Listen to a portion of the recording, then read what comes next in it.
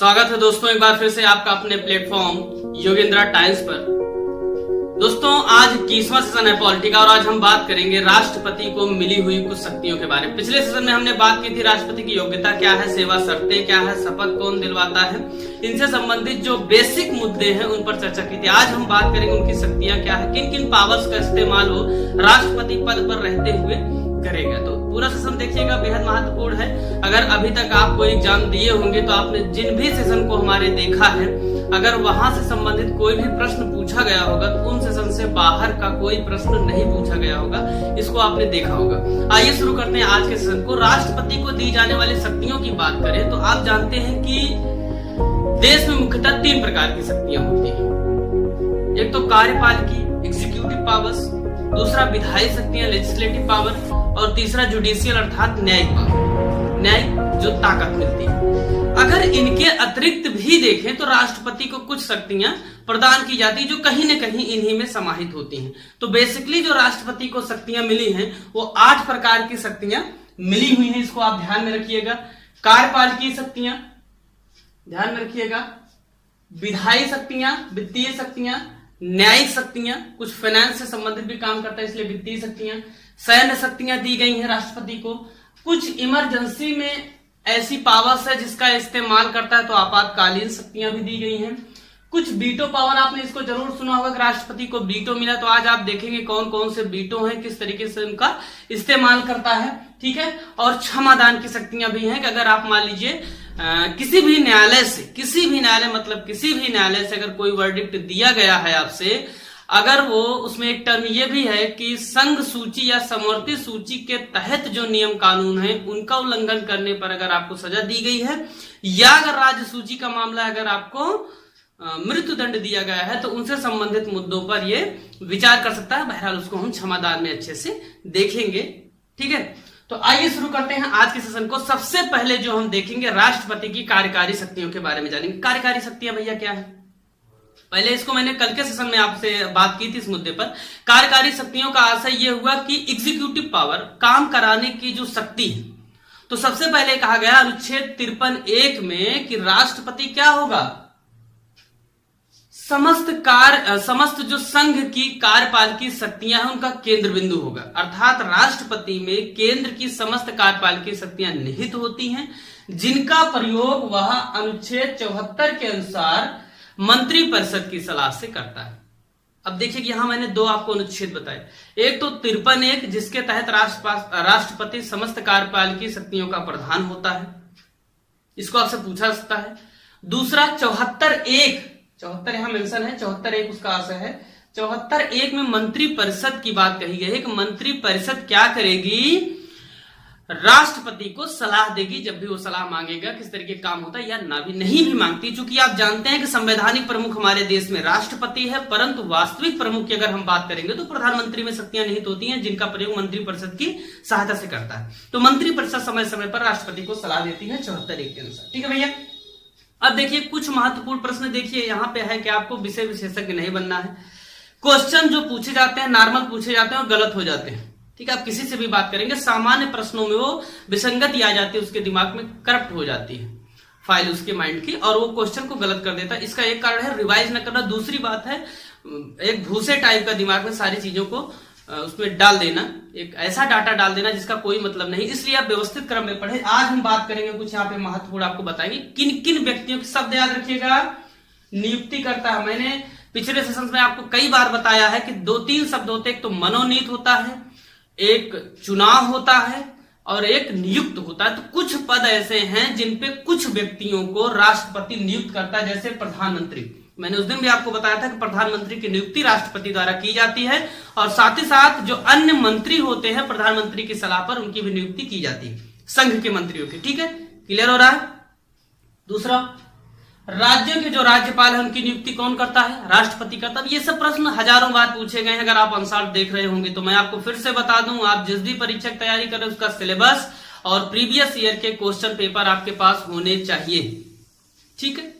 आप उसको सॉल्व करते रहे हमारे साथ, तभी आपको पता चले किस प्रकार के आपके सेशन की गुणवत्ता आपको दी जा रही है और आप कितने स्तर तक तैयारी कर पाने में कामयाब हो रहे हैं, ठीक है भैया। तो राज्यपाल की नियुक्ति कौन करता है, राष्ट्रपति करता है 5 साल के लिए, उसको आप राज्यपाल में पढ़ेंगे। सुप्रीम कोर्ट और हाई कोर्ट के जो न्यायाधीश है उनकी नियुक्ति कौन करता है? राष्ट्रपति करता है। चाहे वही न्यायाधीश आगे चल के क्या है, सीजेआई बनते हैं, उसे मुख्य न्यायाधीश बनते हैं। अगर हाई कोर्ट में है तो मुख्य न्यायाधीश, अगर सुप्रीम कोर्ट में है तो चीफ जस्टिस ऑफ इंडिया, मुख्य न्यायाधीश भारत के। ठीक है भैया, इनकी नियुक्त करेगा। कैग बहुत चर्चा में, आप जानते हैं गिरीश चंद्र मुर्मू को भी इस पद पर नियुक्त किया गया। तो कैग की भी नियुक्ति की जाती कौन करता है? राष्ट्रपति करता है। ठीक है। महान्यायवादी जो भारत का सबसे बड़ा विधिक अधिकारी है, कौन है? सबसे बड़ा विधिक अधिकारी या एक सामान्यतः वकील होता है, जो प्रतिष्ठित व्यक्ति होता है, उसको महान्यायवादी पद पर नियुक्त किया जाता है। किसके द्वारा? राष्ट्रपति द्वारा। वित्त आयोग, इसकी नियुक्ति कौन करता है? राष्ट्रपति करता है। ठीक है, ये बेहद महत्वपूर्ण है। ये कई बार एग्जाम में पूछता है, जब इसको पूछता है तो ये गलत हो जाता है। अंतरराज्यीय परिषद, ये विवादों को निपटाने के लिए सामान्यतः बनाई जाती, इसका गठन राष्ट्रपति करता है।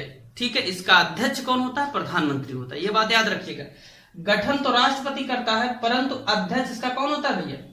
पीएम। ठीक है, ये बात आप याद रखिएगा। इनको आप दोबारा से एक बार लिखिएगा, नोट डाउन करिएगा और इस सेशन को कम से कम 2 बार देखिएगा, जिससे आपको चीजें क्लियर होती रहे। उसको रटिएगा पूरा, कोई उसमें समझौता नहीं है, कोई ऐसे जादू की छड़ी नहीं, कोई चलाएगा और याद हो जाएगा। अगर आपको विस्तृत और पूरी चीजें पढ़नी है तो आपको पढ़ना पड़ेगा, रटना पड़ेगा, समझना पड़ेगा, हर एक चीज करना पड़ेगा। कोई एक चीज होती है, सिर्फ एक टॉपिक पढ़ाना होता, ट्रिक बता देते सारे गामा, आपको पूरा उसमें से याद हो जाता। लेकिन अगर आपको पूरी पॉलिटी पढ़नी तो आपको कहीं कहीं बेस पर अपने काम करना पड़ेगा। ठीक है भैया, अब आइए देखते हैं राष्ट्रपति एक महत्वपूर्ण और काम करता है, जो ये बहुत ज्यादा जब पूछता है इसको गलती हो जाती है। जैसे जो यूपीएससी, जो संघ लोक सेवा आयोग के सदस्यों की संख्या है, जो डिसाइड नहीं है कितने सदस्य होंगे यहाँ पे। ठीक है, तो सदस्यों की संख्या डिसाइड करेगा और उनसे संबंधित जो अन्य सेवा शर्तें हैं उन्हें भी कौन करेगा? राष्ट्रपति ही डिसाइड करता है। इस बात को आप ध्यान में रखिएगा। ठीक, क्लियर हुआ? अब देखिए कुछ इसकी विधायी शक्तियां हैं। क्या है? विधायी शक्तियां, ऐसी शक्तियां जो लेजिस्लेटिव पावर्स हैं, जिनका इस्तेमाल आप देखेंगे संसद में। जैसे कि हमने पहले ही बताया था आपको, आर्टिकल 79 में कहा गया है कि संसद के 3 अंग हैं, लोकसभा, राज्यसभा और राष्ट्रपति। ये क्वेश्चन 50 बार पूछा गया है। संसद में शामिल नहीं है राष्ट्रपति, राज्यसभा, लोकसभा, उपरोक्त में से कोई नहीं। इस तरीके से आपको ऑप्शन देगा और आप राष्ट्रपति उसमें मार देंगे, क्योंकि आपको पता ही नहीं कि राष्ट्रपति संसद का अंग होता है। लेकिन आप जानते रहिए, मैं बार बार इसको बताता हूं, छोटी छोटी गलतियां आपके पेपर में आपको 1-2 नंबर से बाहर कर देंगे। ठीक है, ये फिक्स है। जो सामान्यतः अच्छे स्टूडेंट्स होते हैं वो 1-2 नंबर से ही बाहर होते रहते हैं। बहुत ज्यादा पहाड़ नहीं होता 10 नंबर से, 10 नंबर से जो बाहर होता है वो पढ़ा ही नहीं है। इस तरीके की मेहनत होनी चाहिए, नहीं किया है। तो अगर आपको छोटे छोटे क्वेश्चन, अगर आपको सफलता पानी है तो उन्हें सही करना होगा। आप देखते रहिए पूरा। ठीक है ना। विधायी शक्तियां क्या है? जैसे कि संसद का अधिवेशन, इसे बुलाने का, और 17वां शब्द याद रखिएगा। 17वां कौन करता है? 50 बार पूछा गया है। संसद का 17वां कौन करेगा? अर्थात लोकसभा और राज्यसभा। 17वां मतलब सत्र का समापन एक तरीके से। ठीक है, कौन करता है? राष्ट्रपति करता है। इसको आप याद रखिएगा। और अधिवेशन बुलाना है कि नहीं बुलाना है, ठीक है, कौन कहेगा? राष्ट्रपति अध्यक्ष से कहेगा। ठीक है, और लोकसभा को 5 साल से पहले भी भंग कर सकता है। सामान्यतः आप जानते हैं लोकसभा के जो सांसद होते हैं, या सामूहिक रूप से कहें, लोकसभा का जो कार्यकाल होता है 5 साल होता है और राज्यसभा का कार्यकाल 6 वर्ष होता है। और राज्यसभा अस्थायी सदन है, परमानेंट, क्योंकि उसके सारे सदस्यों का चुनाव एक साथ नहीं होता। ठीक है भैया, तो जो लोकसभा है उसको मान लीजिए 5 साल के पहले भंग करना तो राष्ट्रपति कर सकता है, परंतु उसमें याद रखिएगा प्रधानमंत्री की सलाह से ही ऐसा वो करता है। ठीक है भैया, अनुच्छेद 86 के तहत अभिभाषण देता है। क्या कर सकता है? सदन को संदेश भेज सकता है, चाहे वो राज्यसभा हो चाहे वो लोकसभा हो, संदेश भेज सकता है 86 के अनुसार, याद रखिएगा। ठीक, और अनुच्छेद 87 के तहत क्या करता है? वो विशेष अभिभाषण करता है। और विशेष अभिभाषण उन परिस्थितियों में सिर्फ किया जाता है जब चुनाव के बाद पहली बार लोकसभा का गठन हो रहा है या साल की पहली बैठक हो रही हो। देखिए, याद रखिएगा, अभी हम संसद में विस्तृत रूप से हालांकि पढ़ेंगे। संसद के अर्थात जो लोकसभा की जो 2 बैठकें होती हैं उनके बीच जो मैक्सिमम डिफरेंस है वो 6 महीने का होना चाहिए। बस 6 महीने से ज्यादा किसी भी स्थिति में नहीं होगा बैठक ना हुई हो। और ये लोकसभा ही नहीं, हर जगह पे लागू होता है, याद रखिएगा। कुछ चीजें मैं डायरेक्टली बताता हूं जिससे वो लिंक हो जाती है। पूरे संविधान में कहीं भी है 6 महीने के अंदर चुनाव होना है, उपराष्ट्रपति को छोड़ दीजिए। बस कोई भी संवैधानिक पद अगर खाली है तो 6 महीने के अंदर भरा जाना चाहिए। सामान्य सा नियम है, किताबों में आप ऐसा लिखा नहीं पाएंगे। ठीक है ना। ठीक, दूसरी बात, सिर्फ उपराष्ट्रपति इसमें अपवाद है कि उसकी कोई समय सीमा नहीं दी गई है। ठीक है, इस बात को आप याद रखिएगा ध्यान से। ठीक है, तो विशेष अभिभाषण कब देगा भैया? जब पहली बैठक हो वर्ष की, या तो चुनाव के बाद जब सरकार का गठन हो तो उसका पहला सत्र विशेष अभिभाषण देगा। बेसिकली उसमें विशेष अभिभाषण यही होता है कि जो सत्ताधारी दल होता है वो कुछ योजनाओं या इससे संबंधित बातों को लिख कर देता है, जिससे राष्ट्रपति उसको उच्चारित करता है और उसको पारित किया जाता है सदन में। आप बेसिकली इसको पढ़ेंगे संसद में। ठीक है भैया, 108 बहुत इंपॉर्टेंट है, 50 बार पूछा गया है।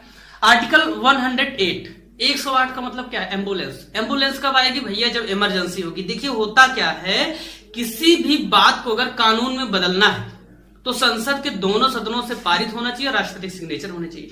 अब होता क्या है, कभी कभी मान लीजिए लोकसभा पारित कर दे रही परंतु राज्यसभा पारित नहीं कर रही, होता ना, कंट्राडिक्शन हो जाता है, किसी बात को लेकर विवाद हो जाता है।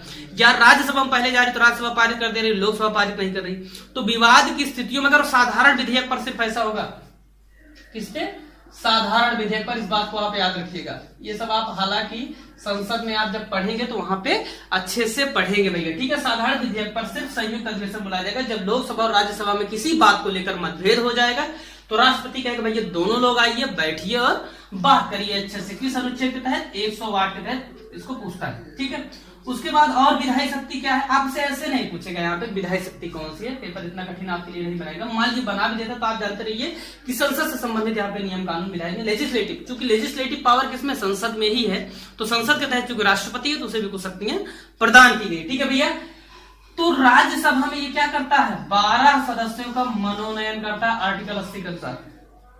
सारी चीज याद रखिएगा, ये सब चीजें आप किताबों में ऐसे नहीं खोज पाएंगे, पढ़ते रहेंगे ऐसे। ठीक है, बहुत मेहनत से आपके लिए सेशन बनाया जाता है। आर्टिकल 80 के तहत क्या करेगा? 12 सदस्यों का मनोनयन करता है। मनोनयन मतलब किसी को भी ऐसे चुन लेना, उसकी मर्जी हो, 12 सदस्यों को मनोनयन करता है। ठीक है, कितने सदस्यों का मनोनयन करता है ये भी कई बार पूछा गया है। 12 सदस्यों का मनोनयन करता है। उसके बाद क्या है? अनुच्छेद 111 के तहत विधेयकों को अनुमति देता है।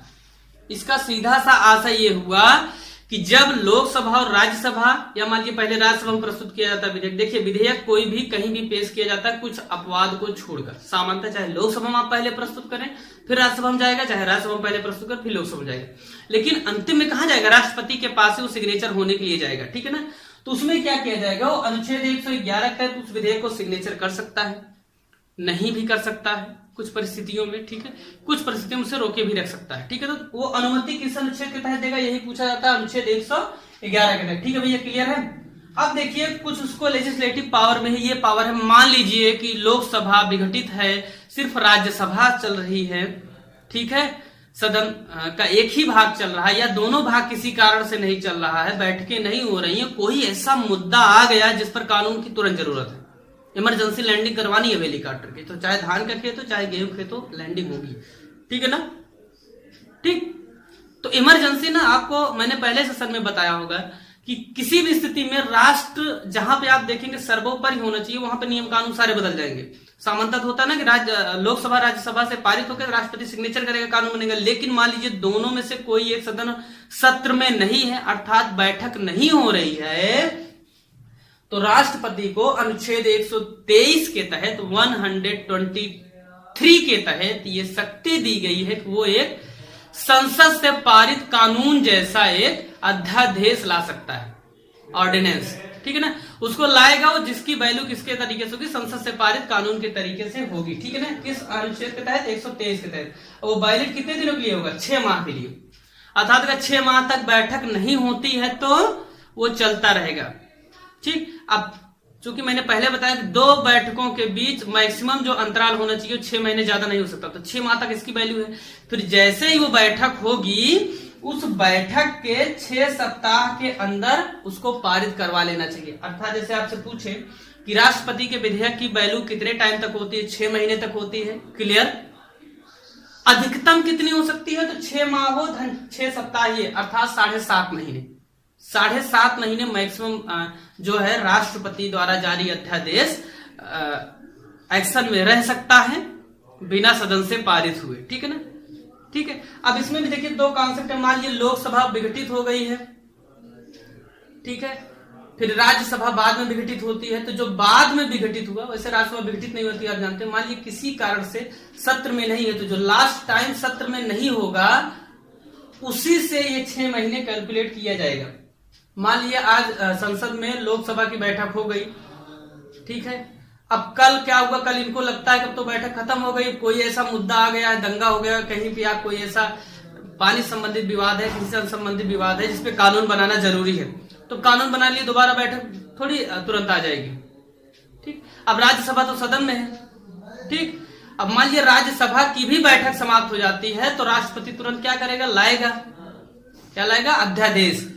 तो जो वैल्यू 6 महीने कैलकुलेट की जाए, जो सबसे लास्ट वाली जिस भी सदन की बैठक हुई होगी उससे, अर्थात सबसे लास्ट में किसकी बैठक हुई थी, राज्यसभा की, तो राज्यसभा की बैठक से 6 माह इसको कैलकुलेट किया जाएगा। जो दोबारा पहले सदन की बैठक होगी तो 6 सप्ताह के अंदर क्या है, उसको पारित होना चाहिए। याद रखिएगा, अध्यादेश से संबंधित 2 वाद आए हैं, तो आरसी ऊपर है, डीसी वाधवा वाद। देखिए इन दोनों वाद में बेसिकली इस पे चर्चा की गई कि क्या राष्ट्रपति जो अध्यादेश जारी करेगा उसकी न्यायालय द्वारा समीक्षा की जा सकती है कि नहीं। तो याद रखिएगा, न्यायालय द्वारा इसकी समीक्षा की जा सकती है, ठीक। ऐसा ना हो कि कहीं राष्ट्रपति मंत्रिमंडल की सलाह पर निरंकुश की तरह से व्यवहार कर दे, ठीक है ना, तो इसकी समीक्षा हो सकती है। अब देखिए कुछ हम देखेंगे फाइनेंशियल पावर कौन कौन सी है राष्ट्रपति को। जैसे बजट जब बनता है अनुच्छेद 112 के अनुसार, तो उसको राष्ट्रपति ही संसद के समक्ष प्रस्तुत करवाता है, बेसिकली लोकसभा में, ठीक है ना। धन विधेयक क्या है, राष्ट्रपति की पूर्व अनुमति से ही क्या होता है, पारित होता है। ये बेहद महत्वपूर्ण पेश किया जाता है। धन विधेयक राष्ट्रपति की पूर्व अनुमति से ही सदन में पेश किया जाता है। धन विधेयक किसमें पेश किया जाएगा, सिर्फ लोकसभा में, ठीक है। इसको हम आगे जब लोकसभा राज्यसभा पढ़ेंगे तो विस्तृत रूप से एक विधेयक के बारे में पढ़ेंगे, ठीक है ना। बाकी अगर संचित निधि या आकस्मिक निधि से व्यय करना है तो राष्ट्रपति की मंजूरी लेनी पड़ेगी। संचित निधि से व्यय में तब मंजूरी लेनी पड़ती जब कोई नया व्यय इस पे भारित किया जाए, ठीक है, इसको याद रखिएगा। अब न्यायिक शक्तियों की अगर हम बात करें तो जुडिशियल पावर कौन कौन सी है, पहले ही मैंने बताया, सुप्रीम कोर्ट और हाई कोर्ट के न्यायाधीशों की नियुक्ति करने की शक्ति है राष्ट्रपति की, ठीक है। दूसरी बात क्या है, राष्ट्रपति क्या कर सकता है, सुप्रीम कोर्ट से किसी मुद्दे पर सलाह ले सकता है। मान लीजिए उसको समझ में नहीं आ रहा है, कहीं पे डिसीजन देना है, कुछ करना है, तो राष्ट्रपति से अनुच्छेद 143 के अनुसार राष्ट्रपति सुप्रीम कोर्ट से सलाह लेगा, 143 के अनुसार सलाह लेगा, ठीक है ना। उसकी बात ये होगा कि मान लीजिए सलाह दे दिए, तो सुप्रीम कोर्ट की सलाह वो माने या ना माने, वो राष्ट्रपति है, याद रखिएगा, प्रथम नागरिक, तो मान भी सकता है सलाह, नहीं मान सकता। ये सारी चीजें आपसे क्वेश्चन में पूछी गई हैं, इसीलिए यहाँ पे क्रमबद्ध तरीके से इसको लिखा गया है, ठीक है ना। क्लियर हो रहा है। कोई चीज अगर आपको समझ में नहीं आती, आप yogendratimes@gmail.com पर मेल कर सकते हैं। हमारे फेसबुक पेज पे हमसे जुड़ सकते हैं योगेंद्र टाइम्स नाम से, और साथ ही साथ इस सेशन को ज्यादा से ज्यादा लोगों तक पहुंचाए, शेयर करें, जिससे वो भी हमसे जुड़ सकें और इसका फायदा ले सकें, ठीक है ना। मंदिर का प्रसाद जब बट रहा, जितने ज्यादा लोगों को जोड़ेंगे उतने ज्यादा पुण्य मिलेगा, ठीक है भैया। तो सुप्रीम कोर्ट की सलाह राष्ट्रपति मानने के लिए बाध्य नहीं है। अब देखिए राम खिलावन वाली मैंने पिछले में कहानी बताई थी, और चिंटू ने इनको ये सब बताई बात। अब राम खिलावन ने क्या किया, राम खिलावन ने सुना है धनी शक्ति है राष्ट्रपति में, कहीं यही नहीं चाचा भी कुछ और शक्ति है। कौन सी, सैन्य शक्ति भी है। कहीं क्या क्या भैया, कहे राष्ट्रपति तीनों सेनाओं का प्रमुख होता है। तीनों सेनाएं कौन कौन सी है, बोले कि हम तो यार फौज सुने थे। 3 सेनाएं कौन कौन सी है, जल सेना है, थल सेना है और वायु सेना है। नभ सेना नहीं होती, याद रखिए, उसको वायु सेना कहा जाता है, ठीक है ना। वायुसेना के प्रमुख को एडमिरल कहा जाता है। ये सब एग्जाम में पूछा जाता है विविध के तहत, ठीक है ना। तो तीनों सेनाओं का प्रमुख होता है अनुच्छेद 53(2) के तहत, इसको याद रखिए, ठीक है भैया। और जो तीनों सेनाओं के जल, थल और वायु के अध्यक्ष होते हैं, उनकी नियुक्ति भी कौन करता है, राष्ट्रपति ही करता है, ठीक है ना। और साथ ही साथ युद्ध की घोषणा करना है या युद्ध का समापन करना है, तब भी यही करेगा, ठीक है। और सैन्य शक्ति में एक शक्ति आप ये भी दे सकते हैं, हालांकि उसको न्यायिक शक्ति के तहत भी शामिल कर सकते हैं। सैन्य न्यायालय द्वारा दिए गए किसी भी सजा को, दंड को ये कम कर सकता है, कौन, राष्ट्रपति, ठीक है। तो बाकी की शक्तियां जो बची हुई हैं, इनको हम अगले सेशन में पढ़ेंगे अच्छे से। आज का सेशन आपको कैसा लगा कमेंट करके हमें जरूर बताएं। जुड़े रहें हमारे साथ और ज्यादा से ज्यादा लोगों तक सेशन को शेयर करते रहें। बहुत बहुत धन्यवाद।